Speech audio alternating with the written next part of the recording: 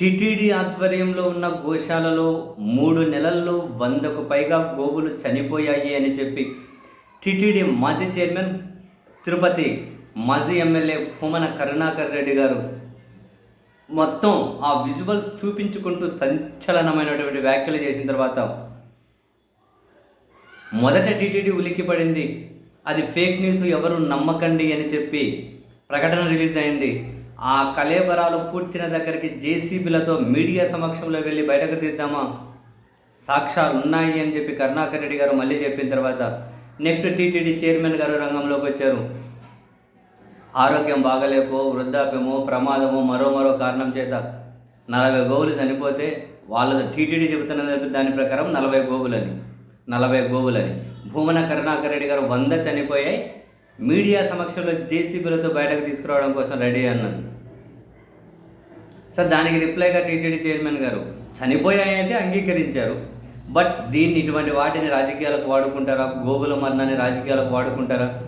దయచేసి ఇటువంటి వాటిని రాజకీయాలకు వాడుకోకండి. ప్రజలందరూ కూడా ఇలాంటివి రాజకీయాలకు వాడుకోవడాన్ని తిరస్కరించండి. ఇటువంటి ఏవంటే అవి మీరు నమ్మకండి అని చెప్పి టీటీడీ చైర్మన్ గారి నుండి ఒక ప్రకటన చూసిన తర్వాత కాలం ఎంత వేగంగా మారుతుంది అని చూసారా? టీటీడీ చైర్మన్ గారు విధి భలే విచిత్రమైనది అని చెప్పి ఎవరైనా తెలిసిన వాళ్ళు ఆ సార్కి చెబితే బాగుండి అనిపించింది.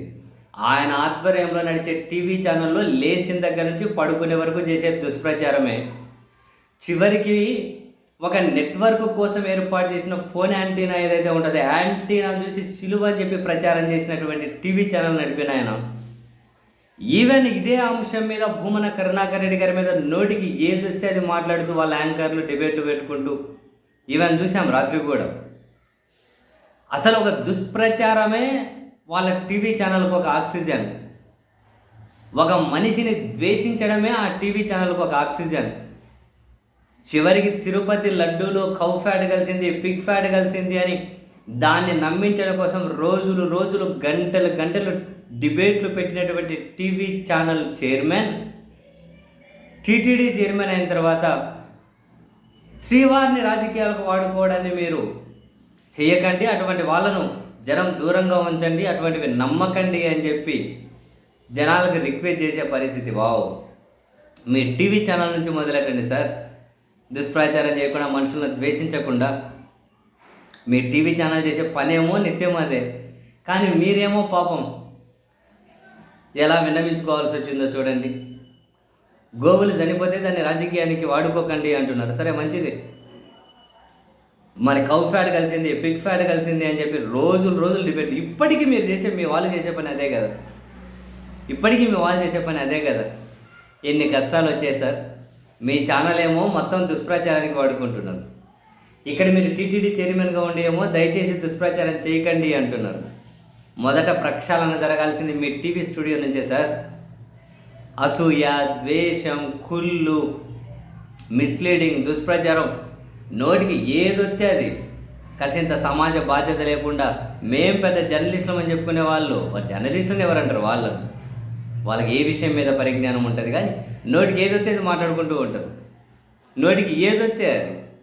అటువంటి వాళ్ళతో డిబేట్లు పెట్టి ఇవి ఆపండి ఫస్ట్. తర్వాత మీరు ఏమైనా ఎవరికైనా వినతి ఇచ్చినా, ఎవరికైనా రిక్వెస్ట్ చేసినా దేని రాజకీయం వాడుకోవాలని జనాలు ఏమైనా వింటారేమో. కష్టం మీ వరకు వచ్చి మీ వైఫల్యాన్ని ఇంకొకరు ఎత్తి చూపే దగ్గరకు వచ్చేసరికి మాత్రం దుష్ప్రచారం అంటారు. దేవుని రాజకీయాలకు వాడుకోకండి అంటారు. మీ వాళ్ళు చేసేది ఏంది? మీ టీవీ ఛానల్ చేసేది ఏంది? కాలానికి చాలా గుర్తుపెట్టుకునే ఆ మెమొరీ పవర్ ఎక్కువ సార్. ఇప్పుడు కాకుండా రేపైనా ఎల్లుండైనా కాలం అందరికీ సమాధానం చెబుతుంది. ఇప్పుడు నిజమే గోవులు చనిపోయాయన్న ప్రచారం నిజమే అని మీరు అంగీకరిస్తున్నారు. ఎన్ని నంబర్ అన్నా కదా పక్కన పెట్టండి. భూమన 100 అంటున్నారు, వీళ్ళు 40 అంటున్నారు. బట్ చనిపోయాయన్నది నిజం కదా. మీరు ఎందుకు బయటకు వెల్లడించలేదన్న ప్రశ్నకు సమాధానం చెప్పాలి కదా. కానీ ఈ సబ్జెక్టు వరకే పరిమితమైన చర్చ మీరు ఎందుకు చెప్పలేదు? ఒకరు బయట పెట్టేంతవరకు ఎందుకున్నారు? ఇప్పుడు మళ్ళీ రాజకీయాలకు వాడుకోకండి అని చెప్పి నీతులు చెబుతూ ఉన్నారు. ఆ నీతులు ఫస్ట్ మీ ఛానల్లో డిబేట్లు పెట్టే కోట్లు వేసుకొని జర్నలిస్టులు అని ఫీల్ అయిపోతూ ఉంటారు. అటువంటి వాళ్ళ దగ్గర నుంచి మొదలెట్టండి సార్, వాళ్ళని నేర్చుకోమనండి ఫస్ట్ ఏమైనా.